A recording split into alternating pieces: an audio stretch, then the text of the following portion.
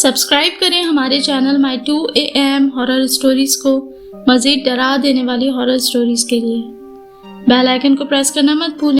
السلام علیکم دوستوں، کیسے ہیں آپ سب؟ امید ہے آپ لوگ سب خیریت سے ہوں گے اور جہاں بھی ہوں گے بہت خوش ہوں گے۔ آج جو اسٹوری میں آپ کے لیے لے کر آئی ہوں وہ بہت ہی مشہور کراچی کے ناظم آباد کے علاقے کے بھوت بنگلے کے بارے میں ہے۔ یہ بھوت بنگلہ بہت مشہور ہے اور کراچی میں رہنے والے تقریباً ہر شخص کو اس کے بارے میں بخوبی علم ہوگا۔ تو آج کی ہانٹیڈ اسٹوری اسی سے ریلیٹڈ ہے، اس لیے ویڈیو کا کوئی بھی پارٹ اسکپ مت کریں۔ ویڈیو بہت ہی انٹرسٹنگ ہے، کہانی کو پورا سنیے۔ پسند آئے تو لائک ضرور کریں اور اپنے دوستوں کے ساتھ بھی اس ویڈیو کو شیئر کریں۔ آئیے چلتے ہیں کہانی کی طرف۔ یہ کہانی مجھے قطر سے بھیجی ہے ہنا نے، تو آئیے ہنا کی ہی زبانی سنتے ہیں۔ ہم قطر سے تقریباً 2010 میں پاکستان شفٹ ہوئے۔ اس وقت میرے ابو کی جاب قطر سے ختم ہو گئی تھی، اس لیے ہم ملک واپس آ گئے تھے۔ پاکستان میں ہم نے اپنے آبائی شہر کراچی میں ہی گھر ڈھونڈنا شروع کر دیا۔ کیونکہ ہمارے ابو کی جاب ختم ہو چکی تھی، اس لیے بجٹ بہت زیادہ نہیں تھا۔ ایک لیمیٹڈ سے اماؤنٹ میں گھر کو ڈھونڈنا تھا، اس لیے تھوڑا پرانا گھر بھی ہو تو چلے گا۔ ہم نے ایک اسٹیٹ ایجنٹ سے رابطہ کیا، اس نے ہمیں گھر دکھانا شروع کرے۔ کچھ گھر اس نے دکھائے، وہ ہمیں پسند بھی آئے، لیکن وہ کافی مہنگے اور ہماری رینج سے بہت باہر تھے۔ بہرحال کرتے کرتے وہ ہمیں ناظم آباد نمبر 4 میں ایک گھر کے پاس لے آتا ہے اور دکھاتا ہے۔ وہ گھر کیونکہ پرانا سا تھا، حالت میں تھوڑا خستہ تھا، لیکن ہماری رینج میں تھا، تو ہم نے سوچا کہ اس گھر کو خرید لیتے ہیں اور رہتے رہتے جب بجٹ ہوگا تو آہستہ آہستہ رینوویٹ کرا لیں گے۔ لہٰذا ہم نے فوراً ہی اس کا بیانہ کیا اور اس گھر کو خرید لیا، کیونکہ لوکیشن تو اچھی تھی لیکن گھر بس تھوڑا پرانا تھا، جسے ہم نے ارادہ کیا کہ آگے جا کے رینوویٹ کرا لیں گے۔ کیونکہ ہمیں یہاں پر آئے بھی 1 سے 2 دن ہو گئے تھے، ہمارا کوئی رشتہ دار بھی اب پاکستان میں موجود نہیں تھا۔ بچپن سے ہم قطر میں ہی رہے تھے، اس لیے ہمارے سارے رشتہ دار وہیں پر تھے۔ جب ہم پاکستان آئے تو ہم نے یہاں پر ہوٹل لیا اور ہوٹل میں رہتے ہوئے ہم نے گھر ڈھونڈا۔ کیونکہ ہمیں کافی جلدی تھی، اس لیے یہ گھر جیسے ہی ہمارے بجٹ میں آیا ہم نے فوراً ہی اسے ڈن کر دیا۔ اگلے ہی روز ہم سامان لائے، سامان رکھا اور شفٹ ہو گئے۔ کیونکہ ہمارے یہاں پر کوئی رشتہ دار بھی نہیں تھے اور کوئی خاص بجٹ بھی فی الحال ہمارے ہاتھ میں نہیں تھا۔ گھر خریدنے کے بعد جو پیسے تھے وہ بھی ختم ہو چکے تھے، اس لیے ہم نے اس وقت رینوویشن کا کوئی کام شروع کرانے کا سوچا تک نہیں۔ چپ چابی سے جا کے سامان رکھا اور رہنا شروع کر دیا۔ اسی دوران میرے ابو جاب کی تلاش میں نکل جاتے۔ پھر ہمارے دماغ میں ایک خیال آیا کہ جب تک ابو کی جاب نہیں مل رہی، ہم سب گھر والے نیچے والے فلور پہ ہی ایڈجسٹ کر لیتے ہیں اور اوپر والے فلور کو رینٹ آؤٹ کر دیتے ہیں۔ جو رینٹ آئے گا اس سے ہمارا اچھا گزر بسر چل جائے گا جب تک ابو کی جاب نہیں ہوتی۔ جب ابو کی جاب ہو جائے گی تو اس کے بعد بے شک ہم اپنے گھر کو اسی طریقے سے سیٹ کر لیں گے اور آدھے لوگ اوپر شفٹ ہو جائیں گے اور آدھے نیچے رہتے رہیں گے۔ کیونکہ ابو جاب ڈھونڈ رہے تھے، اب ظاہر ہے نئے شفٹ ہوئے تھے تو بہت ساری چیزیں تھیں جنہیں مینیج کرنا تھا، تو ہم نے یہی فیصلہ کرا کہ اوپر کا فلور رینٹ پہ دے دیتے ہیں۔ ہم نے ایک کرایہ دار ڈھونڈے جو کہ ایک انکل اور آنٹی تھے۔ ان کا ایک بیٹا بھی تھا جو باہر ملک میں ہوتا تھا اور وہیں جاب کرتا تھا۔ وہ انکل آنٹی مڈل سے ایج کے تھے اور کیونکہ ان کے بھی آگے پیچھے کوئی نہیں تھا، اس لیے انہوں نے بھی چھوٹے سے گھر میں رہنے کے لیے حامی بھر لی۔ بہرحال اگلے ہی روز وہ بھی شفٹ ہو گئے اور یہ گھر آباد ہو گیا۔ کچھ دن تو ایسا کوئی معاملہ نہیں ہوا، سب کچھ بہت اچھا چلتا رہا۔ اب گھر مکمل طور پہ آباد ہو چکا تھا اور ہنسی خوشی دونوں فیملیز رہنے لگیں۔ میری اوپر والی آنٹی سے بہت اچھی سلام دعا ہو گئی تھی اور میں ان کو بھابھی کہا کرتی تھی۔ ایک رات لائٹ گئی ہوئی تھی اور گرمی بھی بہت شدید تھی۔ گرمی کے مارے کسی کو بھی نیند نہیں آ رہی تھی۔ اس لیے سب جاگے ہوئے ہی تھے۔ اچانک ہمیں اوپر والے فلور سے بھابھی کی ہلکے ہلکے رونے کی آواز آنے لگی، کیونکہ اس وقت لائٹ گئی ہوئی تھی اور اچھا خاصا سناٹا تھا۔ رات کا کوئی 12 سے 1 بجے کا ٹائم ہوگا، اس لیے وہ آواز سناٹے سے مزید گونج رہی تھی۔ میری امی کافی پریشان ہو گئی اور انہوں نے کہا کہ پتہ نہیں کیا بات ہے جس کی وجہ سے یہ اس طریقے سے رو رہی ہیں۔ پہلے میرے ابو نے کہا کہ جا کے پتہ کر لو کوئی مسئلہ نہ ہو، لیکن میری امی نے کہا نہیں، میاں بیوی کے 10 معاملات ہوتے ہیں، ہو سکتا ہے ان کا کوئی لڑائی جھگڑا ہوا ہو جس کی وجہ سے وہ رو رہی ہیں۔ یہ ان کے گھر کا آپس کا معاملہ ہے، ہم بلا وجہ میں میاں بیوی کے معاملات میں کیوں دخل دیں؟ لیکن وہ آواز تھوڑی دیر اور گزری اور مسلسل آتی رہی۔ اب آہستہ آہستہ وہ آواز تیز ہوتی جا رہی تھی۔ میری امی نے جا کے پچھلی گلی والی ڈک کھولی اور ایئر ڈک میں کھڑے ہو کے کان لگا کے سننے لگی کہ آخر ماجرا کیا ہے۔ اب وہ آواز بالکل کلیئر سنائی دے رہی تھی۔ وہاں میرے امی اور ابو دونوں ہی کھڑے ہوئے سن رہے تھے کہ کس وجہ سے یہ اس طرح رو رہی ہیں۔ ایسا معلوم ہو رہا تھا جیسے وہ بہت زیادہ تکلیف میں ہوں، کوئی ان کو بہت زور زور سے مار رہا ہو، حتیٰ کہ اٹھا کے پٹک رہا ہو۔ میرے امی اور ابو خاموشی سے یہ سننے میں ہی مگن تھے کہ اچانک میری امی کے کان میں کسی نے زور سے سرگوشی کی۔ کیا سن رہی ہو؟ اس پر سایہ ہے۔ یہ آواز سننی تھی کہ میرے امی اور ابو دونوں چونک گئے۔ یہ آواز میرے ابو نے بھی سنی، حتیٰ کہ گھر میں ہم دونوں بہن بھائی نے بھی سنی۔ میرا بھائی صحن کے کونے میں چھپ گیا۔ میری امی بھی پریشان ہو گئی۔ میرے ابو نے جا کے میری امی کو اور میرے بھائی کو بستر پہ بٹھایا اور ہم سب کو پانی پلایا۔ یہ آواز بہت ہی خوفناک تھی۔ ہم سب سوچ میں پڑ گئے آخر یہ آواز آئی کہاں سے ہے اور یہ سب ماجرا کیا ہے۔ خیر وہ رات جیسے تیسے گزری اور اگلی صبح ہو گئی۔ اگلی رات جب آئی تو پھر سے وہی رونے کی آوازیں اور چیخنے کی آوازیں آنے لگیں۔ ایسا لگتا کہ کوئی ان کو روزانہ زور زور سے مارتا اور پھر گھسیٹتا، اور وہ زور زور سے چیختی۔ وہ خوفناک چیخیں پورے گھر میں گونج رہی ہوتی تھی۔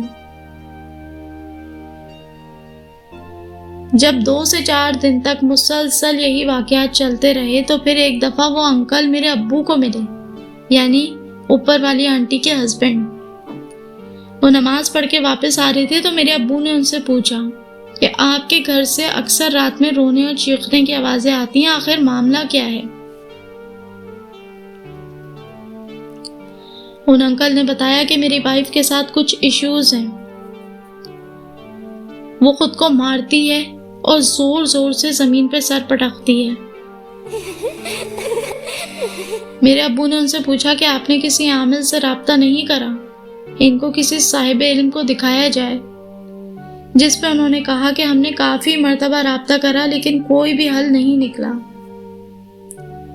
خیر اب یہ روز کا معمول بن چکا تھا۔ ہم سوچتے تھے کہ جیسے ہی میرے ابو کی کوئی اچھی جاب ملے گی ہم ان لوگوں کو گھر سے نکال دیں گے، کیونکہ ان لوگوں کے رہنے کی وجہ سے ہمارے گھر سے عجیب سی آوازیں آتی تھیں اور میرا بھائی بھی بہت زیادہ ڈر جاتا تھا۔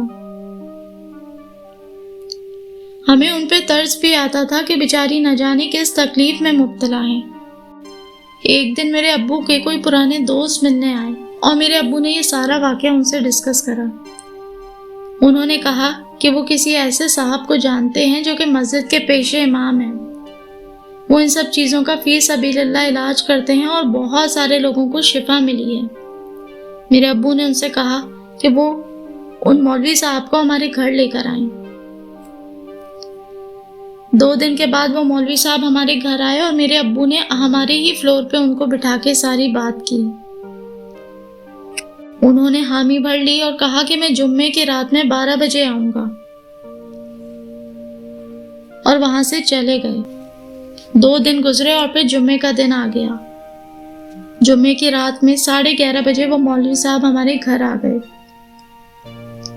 اوپر والے فلور پہ گئے اور جا کے سارے گھر کا جائزہ لیا۔ اس کے بعد انہوں نے کہا کہ جس کمرے میں یہ سوتی ہیں میں اس کمرے میں بیٹھوں گا اور کمرے کو اندر سے لاک کر کے پڑھائی شروع کروں گا۔ ہمیں ان پہ مکمل اعتماد تھا کیونکہ وہ محلے کی ہی مسجد کے پیش امام تھے۔ اس کے علاوہ وہ علاج بھی فی سبیل اللہ کر رہے تھے، اس لیے ہمیں مکمل یقین تھا کہ یہ کوئی دھوکہ یا فراڈ نہیں کریں گے۔ انہوں نے ہمیں سختی سے تاکید کی کہ سارے گھر والے ایک جگہ جمع ہو جائیں۔ ہو سکتا ہے جو میں پڑھائی کروں اس سے ان کے اوپر مکمل طور پہ جلال آ جائے اور یہ زور زور سے چیخنے لگے۔ آپ لوگوں نے گھبرانا نہیں ہے اور ان کو پکڑ کے رکھنا ہے۔ کوئی بھی شخص گھر سے باہر نہ نکلے جب تک کہ میں خود کمرے سے باہر نہ آ جاؤں۔ بہرحال جی، جیسے ہی 12 بجے انہوں نے خود کو کمرے کے اندر لاک کر لیا۔ باہر تک ان کے زور زور سے پڑھائی کرنے کی آوازیں آ رہی تھیں۔ انہوں نے سورہ بقرہ کی تلاوت کرنا شروع کر دی اور ہاتھی میں کوئی تسبیح تھی جس پہ زور زور سے وہ دانے پڑ رہے تھے۔ تھوڑی دیر بعد انہوں نے کمرہ کھولا اور ہم سے پانی کا ایک گلاس مانگا جو ہم نے ان کو دے دیا۔ انہوں نے اس پانی پہ دم کرا اور بولا کہ اب اس پانی کو سنبھال کے رکھ لو۔ جب اگلی رات 12 بجیں گے تو اس پانی کو اپنی دیواروں کے اوپر چھڑک لینا۔ گھر کی سبھی دیواروں کے اوپر اس کو چھڑکا جائے، خاص طور پہ جس کمرے میں یہ رہتی ہیں۔ اس کمرے کی ہر دیوار پہ اس کو چھڑک لیا جائے۔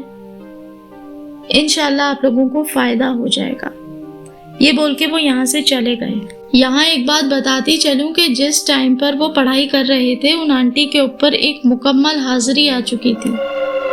وہ کسی کو بھی اپنے قریب نہیں آنے دے رہی تھی اور گھر سے عجیب سی چیخو پکار کی آوازیں آ رہی تھیں۔